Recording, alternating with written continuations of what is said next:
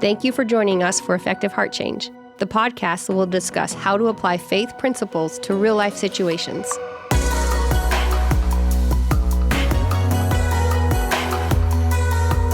This is Effective Heart Change.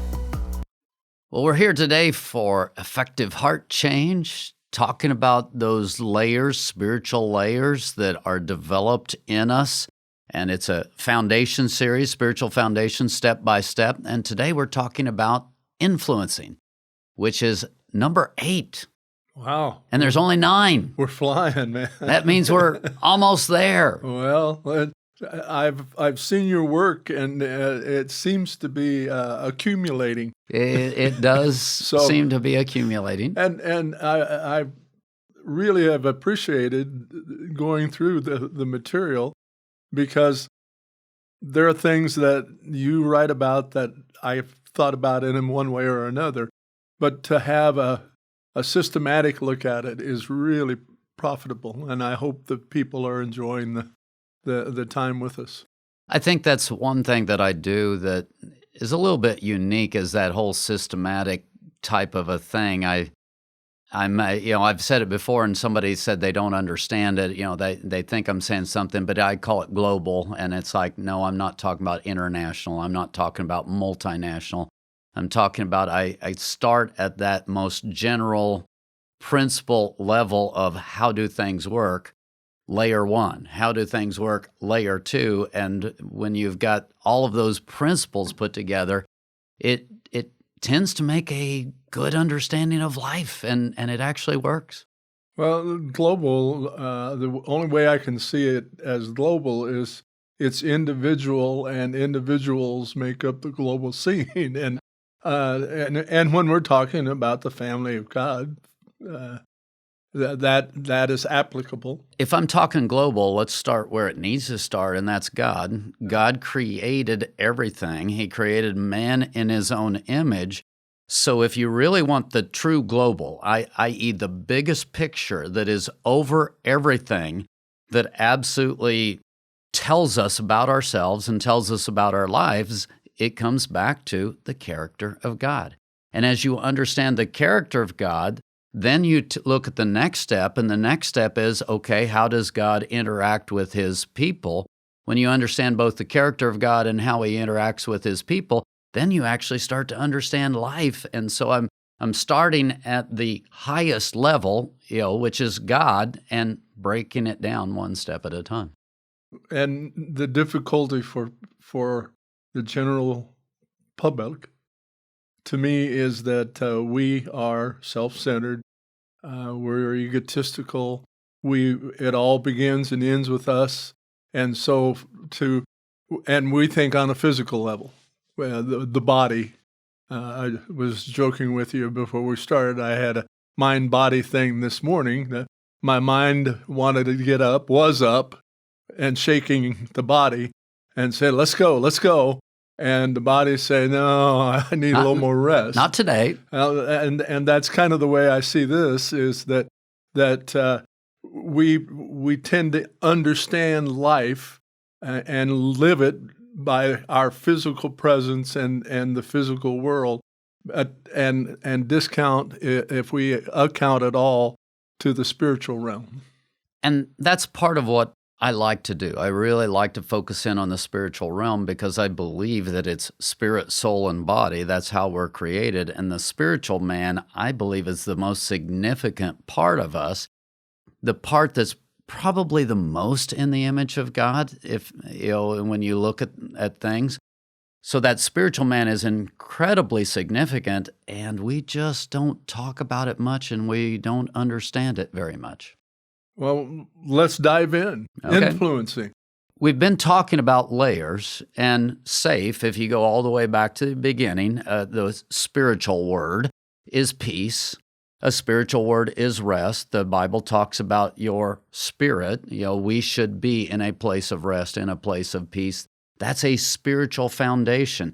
And if you think about that and visualize that for just a moment, there are people, when you walk up to them, they have the substance, they have the presence of peace. And it's kind of like there's a peace, rest thing that just kind of oozes out of them. There's people that anxiety and fear and bouncing off every wall, that just kind of there.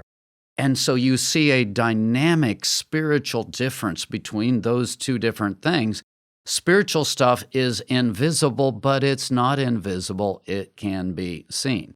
Well, then you walk through all the different layers, and I won't go all the way back through. We'll fast forward to this one. You get to this particular piece, and this one's called influencing, and the next layer is called committing, and I'm going to combine those together a little bit into the word purpose. When we really get older, we get into a place of adulthood, and we're trying to step into that place, purpose becomes an incredible word, and most of us get a sense of purpose from what we're going to do or how we're supposed to do it or a calling or, all kinds of different language. And the first part of purpose that we'll be dealing with today is this word influencing. We really have a need. In the image of God, we have a need to be influencers of people. Another language that I like is make a difference. We feel the need to be able to make a difference, and part of how we measure that is, what impact am I having on the guy next to me? I'd add the words matter. We talked about mattering in stages before, but this is where it really takes an outward jump from just being all about me, and other people tend to matter when I want to interact with them, influence, and share opinions and ideas and things. And so I don't know if that fits with. Absolutely, it fits. In the younger years, kids, it matters to kids how people respond to them. It's like, look at me. Yeah, it's look at me, look at me. Look at what I drew. Did you love my picture? Is my picture everything? And, the young kids, it's like, well, I'm here, Yeah. I mean, had the neighbor came over when I packed to go to Colorado last week, came over and his granddaughter was there.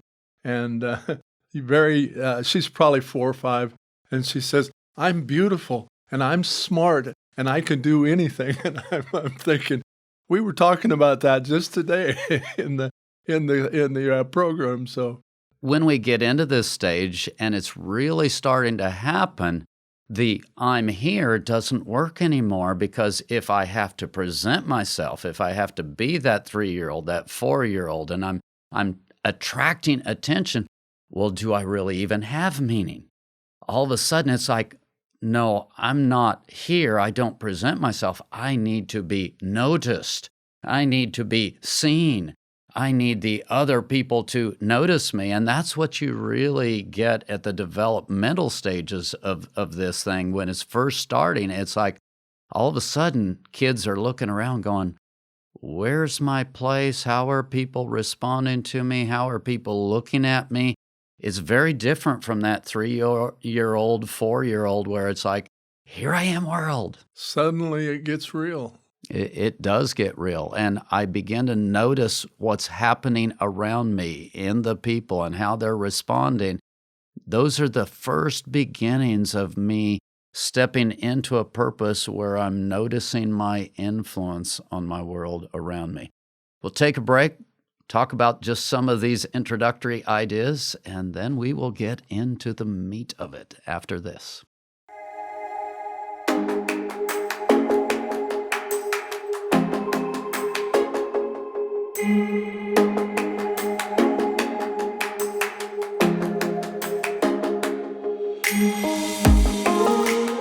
Today we're talking about influencing, and before the break we started talking about, wow, kids start noticing and they start valuing themselves according to what other people around them are saying. Are they noticing? Do they notice that I'm cute? Do they, think that I'm smart? All of those kinds of things. All of a sudden, a person's value starts being handed off to other people. And not just other people, not even necessarily parents or whoever, but a lot of times it's peers in a way that is very competitive, and it just begins to be all kinds of social games all of a sudden. that 8, 9, 10-year-old range, it's like, wow, where do we go from here? And how do I get noticed? And how do I be an influencer? The increase in numbers complicates matters. There's more to watch. There's more to take into account. And so the opportunity to be viewed in a way that isn't pleasing heightens by multiples instead of a few people that are in the realm of influence. There become many, and with many, you have more opportunities to be on the tail end of where you want to be rather on the top. And I mentioned in the last segment, I mentioned peace and that being a part of the spiritual thing. Well, I'm going to use a different word. I'm going to use insecurity. Many times at this age, children really start struggling with that insecurity because they have this sense of, I'm supposed to be stepping into this place. I'm supposed to now be a leader influencer. It's just, it starts to take hold, but they're not skilled at it. And so you've got all of these social games that are happening. And on the one hand, that's okay if it's being done from a healthy standpoint where I'm learning to do relationship, I'm learning to do influence, and we're kind of working with that back and forth. But a lot of times the insecurity shows up more, and so then the game playing just gets very complex at this stage. I'm thinking of bullying, that the bully comes along and is expressing his discomfort and where he's at, really. But the person that's receiving that is going to face a real dilemma in how they learn to view it or learn to deal with it, one or the other. That jumps us into the unhealthy side, which is control, influence, godly influence. If you go to what I call the one another lifestyle, I'm supposed to be looking at the people around me and figuring out, how can I bless? How can I make their lives better? And if you go back to the genuine caring stage, I start learning that if I'm making the lives of the people around me better, they're actually going to value me. And this thing becomes very complementary. Now, people miss those stages, Right. or they're not developed at healthy levels. So if they miss those stages and they're not developed at healthy levels, now I'm feeling insecure. I'm feeling unloved. I'm feeling unwanted. Now I'm going to kind of move out of healthy influencing, which would be me caring about you. And by caring about you, I start creating godly influencing. But now I slip into manipulation. I slip into control, or worse yet, I slip into bullying, which you brought up. It's interesting. It's a complicated time. It's a complicated process as far as having any kind of pre-knowledge of it or anything like that. There's the touch of God from the beginning, but your environment is so important. And whether you have a good one or a bad one, there's an influence there that you're going to have to wade through. And then you increase in numbers, and the degree of difficulty goes even higher. I'm thinking about a gymnastic meet or a swim diving contest, and how dives or moves, routines are scored on degree of difficulty. Being an 8-year-old, 8-year-old, and trying to navigate these waters is a difficult thing. And obviously, it's not just an 8-year-old. Right. This continues. I mean, this is the rest of your life. Yeah. So what happens, people develop different kinds of skills. One of the skills, some people just kind of duck out and they go into depression. I mean, a lot of times depressionary stuff can start happening here. And kids withdraw. They go back into their own little worlds. And so that's one of the things that a lot of times when I start recognizing that I'm supposed to be an influencer and I don't know how to do it and I don't know what to do, now I go into, well, I'm just going to hide out then. If I don't play the game, I can't lose the game. So then you've got hiding going on. You've got bullying going on. You've got popularity contests going on. You've got smart aleck going on. You've got Class name clown. calling, class clown. You've got name calling. You've got all of these different things. I mean, think about all of that is just accelerating at a high level during these years, and it gets a little more sophisticated. I'm actually thinking about a class reunion coming up, and what do you think about when class reunions? It's like, people coming and putting on their shows of, I'm successful or whatever. I mean, you have all that.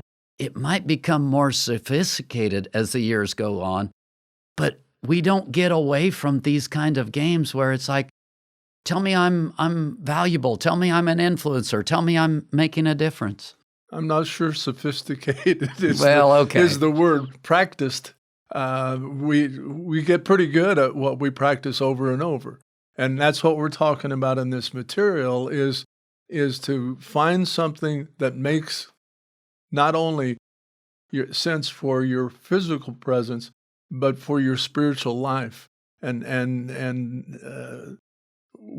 those techniques are escape mechanisms, and they're not really positive contributions to others and yourself.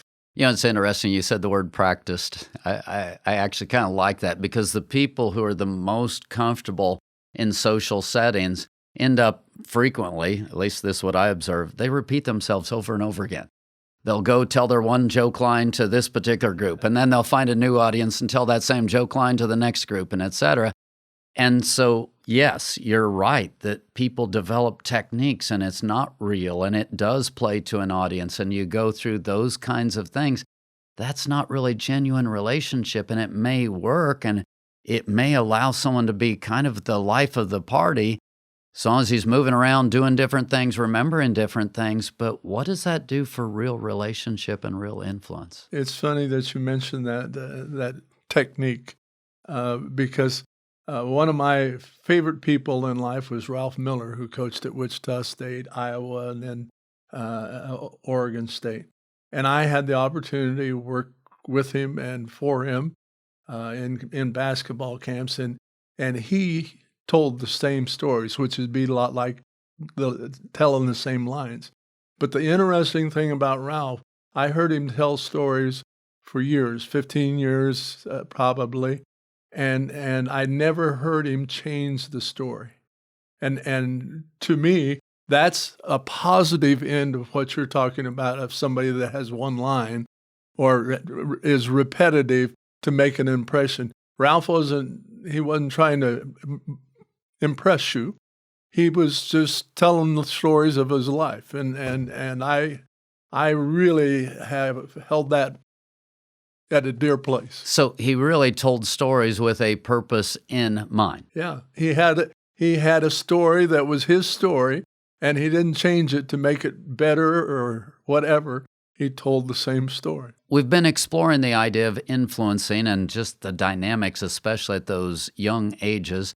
During the next segment, we'll take a look at how it should be playing out, what it should look like if we're growing up in influencing. Let's explore where we've been, and we'll be back in a moment.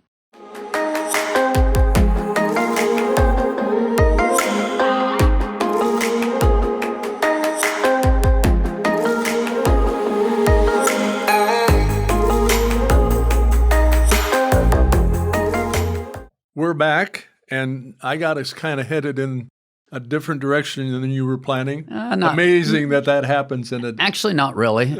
Part of understanding what should happen is understanding what does happen in unhealthy ways. Well, we've looked at the unhealthy side of things. Let's look at the healthy foundations of worth, of influence, and moving forward in a positive way. It's easy, obviously, with younger kids to see all the games, and we talked about some of that. What should it look like? And frankly, you get school systems and you get kids and you get the competition, it's hard to get the right kind of stuff. You can't give away what you don't have, and you don't have until you receive. And one of the most powerful words is value or worth. You can give it different kinds of meanings. But when a child has been poured into in the earlier stages, and there is that sense of safety, there is that sense of belonging, there is that sense of being covered, and then I get into the creativity and the focus and all the different stages. When that's happening the way it's supposed to, I think the key word I'm going to focus on here is the competition fades away. If I'm able to come to you and respond to you in a way that's more genuine, and it's not a competition between the two of us, then I'm able to come and I'm able to actually look at you, and I'm able to be more of a godly influencer. And what's interesting, godly influencers, once you have that worth, you don't have to strive for it. You're able to interact. And when you're giving away that sense of worth, other people just kind of start responding to you no matter what techniques you're using. Now, all of this is very intangible. It's very invisible. It's kind of that stuff of, why does this kid respond this way and this kid responds to this kid this way, and etc. It's a very intangible thing, but this thing of value is incredibly powerful once you get outside of the games. Some of the games work for a while. Bullying works for a while. Being the popular kid works for a while, etc. But if you really want to be an influencer, you've got to have something to give, and that's dependent on being able to receive that, especially in the earlier stages. You said value and worth, meaning, and you were defining, but value, worth, meaning is value and worth. What I am, who I am, means something. I matter. We go back to that one. And when you were describing this, it sounds like the seeds were sown for friendship, possibility of friendship, a deeper relationship, and it started with a connection, and then it progresses from there. Maybe you'll have found a long lost or a never known friend, and maybe it'll just be a casual connection. But the connection, the beginning of a connection, is the starting point and is extremely important. You have that connection, and then you begin the giving and receiving process, and it's going back and forth. And when that giving and receiving process is healthy, that's just the way it should happen. And it's kind of like a child growing. When a child's body is growing normally, you don't think too much about it. But when it's abnormal, slow growth, fast growth, etc., all of a sudden you have problems. When worth is in place. Now, how does worth get in place? Let's back up. You've got a parent who has a sense of value, has a sense of worth, is able to sow that into the children. You've got aunts, uncles, different people. That value gets sown in, it's given. So the child receives that, they're much more at rest. Now I'm able to come. I'm not demanding, I'm not wanting popularity. I'm able to be with you, and there's just something spiritually that goes out of that child towards other children. There's a dynamic there that's invisible, intangible. I don't know that I'm even doing a good job of describing it, but that's the one who will end up being the godly influencer and won't have to resort to all of the different game playing. I mentioned earlier that numbers can be a problem, but numbers can also be a real plus in this whole environment, because I run into somebody as a child that I've not met anybody like this. They're funny. They play an instrument. They're good at sports, whatever it is, and it catches my attention. I don't have any other role models in my life that like them, and so I have a spark of an interest. And where I go with that interest is a really big deal. The interesting thing is that negative of way more numbers, you're going to have to deal with that, has the potential of being one of the great things that happens to you. Move it from children to teachers. How many of us have a teacher that we remember that just there was something intangible there, that teacher sowed into us, spoke into us, and those words just lit something on fire in a positive way, and woke up passions and made us feel real and strong. Well, that teacher more than likely had this godly influencing thing going, and there was a sense of worth in that teacher's life, and that got transferred to us. And when that transfer happened, there was a waking up.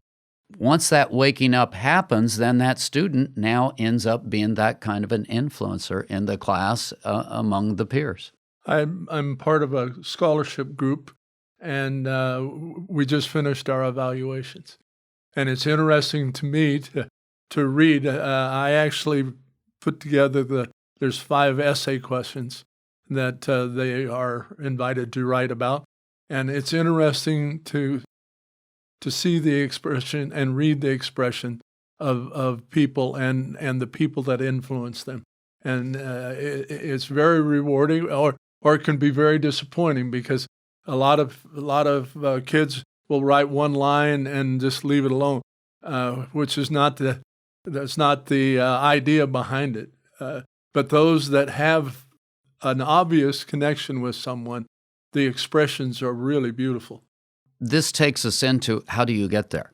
In some cases, you grew up in a family where there was healthy stuff, there was parenting, there was worth being transferred, and so, hey, life is good. But there are many times we live in a culture that's very much a productivity culture, and productivity culture doesn't cultivate worth, it cultivates performance. And so I have a sense when I'm ready to retire, I should have worth at that point, right? No, not so much in this culture. I'm no longer productive, and so I have no worth at retirement. It hasn't been cultivated. If I don't have worth, I need to be finding mentors. I need to be finding people to connect to sow that into me. Because if I don't get that, I don't have anything to give. Then I'm going to be out there playing those games that we talked about in the last segment. Now, I hope we're talking about worth in the sense of value, individual value, not in wealth and other things. Because, no. Well, I want to make that clear, because we could take it the other way and then, wait a minute, now I feel like I've got a pretty good idea of doing things right in a spiritual way, but I don't have a lot of money and I don't have stuff. And now I'm talking about that intangible sense, right, that I know that God's created me, that I have a sense of meaning and purpose, and I know God's created you, and you have a sense of meaning and purpose, and if we connect, there's going to be some good things happen. That's what it should look like. That was like what we were talking about yesterday, that when people hear a word or an expression and take it in a way that it's not intended at all. And when you start talking value, that's what registered in my head. Now, wait a minute. If because I'm not a thing person. You're really not either. I don't have wealth, and I don't in the social sense. But I feel pretty rich. So, amen. Thanks for clarifying. Let's take a break, and then we'll continue after this.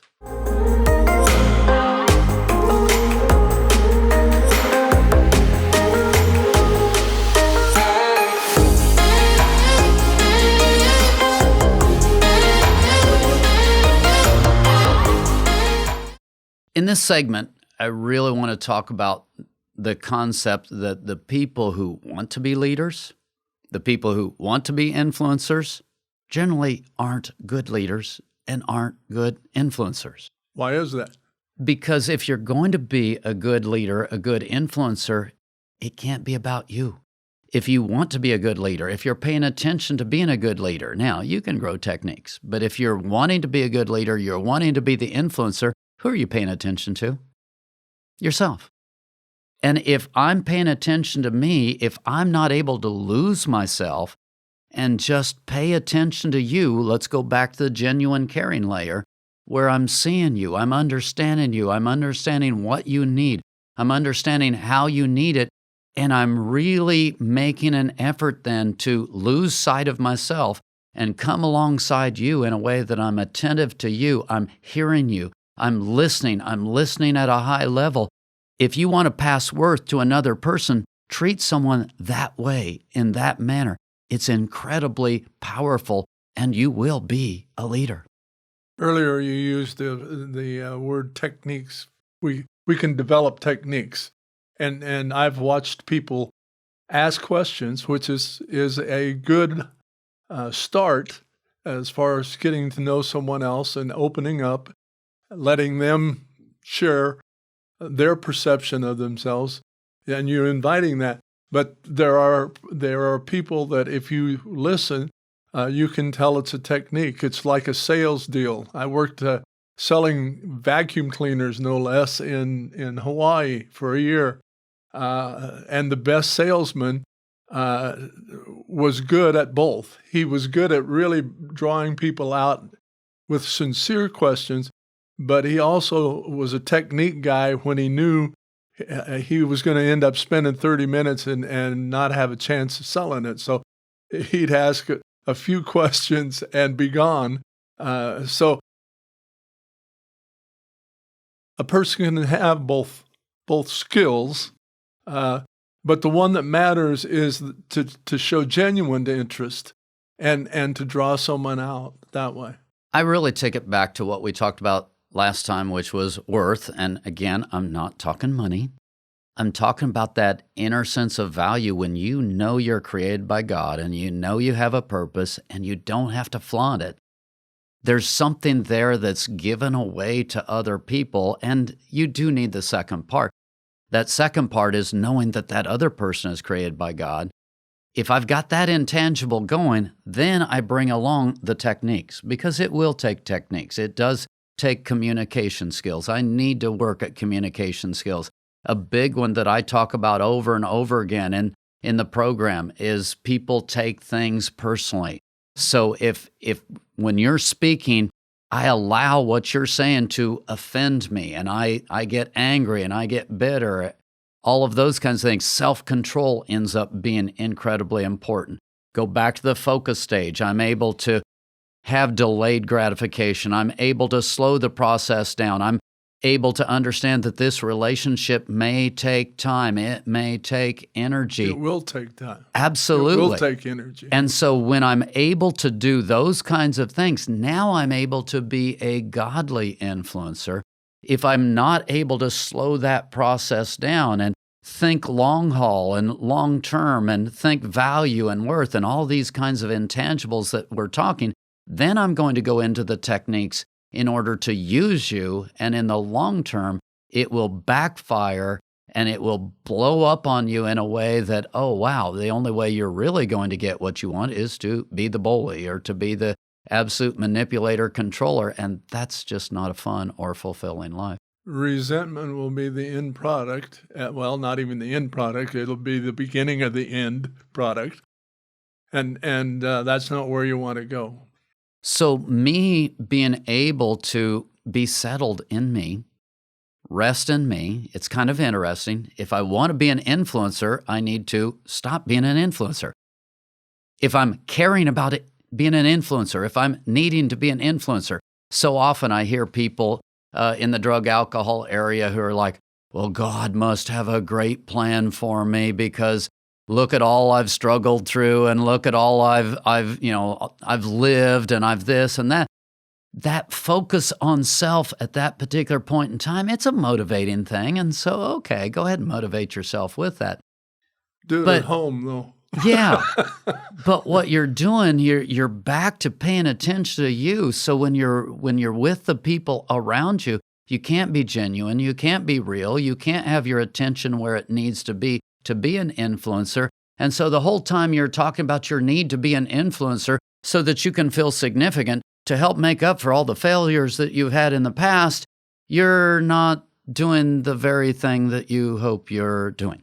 About the time a person starts telling me how great they are, I quit listening. I don't know about you, but I've got better things to do. And if we are truly interested, you say you can't give away what you don't have. And that's a great place to start in this idea, because if you're really interested in bettering somebody else's life situation, even their day, it's not going to be by telling them how great you are, and they're lucky that you're going to talk to them and you're wishing them well. It's by how's it going, and what are you just finding out, asking the questions that will elicit their response and not your opinion. These spiritual foundations truly are step by step. You go back to genuine caring. We're almost repeating genuine caring at that point. Then you get to the next layer where you get into ownership and integrity. And now what I do and what I say, they're together and they're lining up, and there's a consistency and there's a solidness. If I've got genuine caring, if I've got ownership and integrity, and then you combine it with what I'm talking about here, I learn to be other-focused, and I'm attentive on you, and I actually start caring about my influence on you, which means that I kind of put myself aside, and I'm listening, and I'm hearing, and I'm adjusting my life to be an influencer, to make a difference. All three of these layers, if you think about it, start to come together in a healthy way, and now I can do godly influencing, and when I'm doing godly influencing, now back to earth again, I start to feel better about myself. It actually grows my sense of worth because I'm laying down my life for other people and having a great influence on them. I don't know if it applies here, but an expression that I used in a writing one time was, "Don't ask me for your opinion." And I'm sorry, but that's good. That's just good. And that's why I thought it might be relevant. It's kind of reverse of what we're talking about, but I think of that periodically, because I'll go to say something and recognize that we're not on the same page. And if I say what I'm saying, I'm asking you for my opinion, and that's not going to be productive at all. And that's a great point in terms of, do you value other people who are different from you? So often in this, again, in churches, we try to find camps, and are you and I, are we on the same page? Or, is this going to be comfortable? Is this going to work? How about if we do something very different, and it's like, oh, you're different than me. Oh, God's created us different. I need you. I want to get to know you. I need to absorb some of you. Instead, we do what you said. Well, okay, let me check out your opinion. I need my opinion to come from your lips. That doesn't work so well. But that's the way it does happen a lot. A lot of the time. A lot of time. That's part of why in our culture we are so dysfunctional. We're insecure. We're demanding sameness. We're demanding you think like I think. We're not really willing to have those differences. It's part of what influencing is about: valuing God, valuing other people, coming together in a way where we're truly one in the body of Christ. Now that's healthy influencing, godly influencing. When that layer is developed, the outcomes are amazing. It's been a fun discussion. Glad you joined us, and glad you joined us as well. It's been a great time.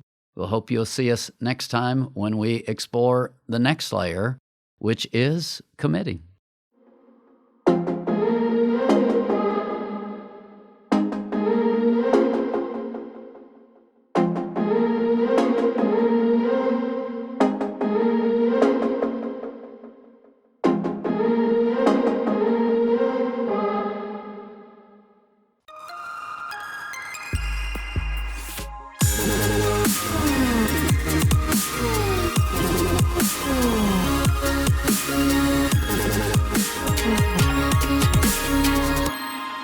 Video production, editing, and audio by Matthew. Set design and setup by Ashley. Content recorded live at Studio 104.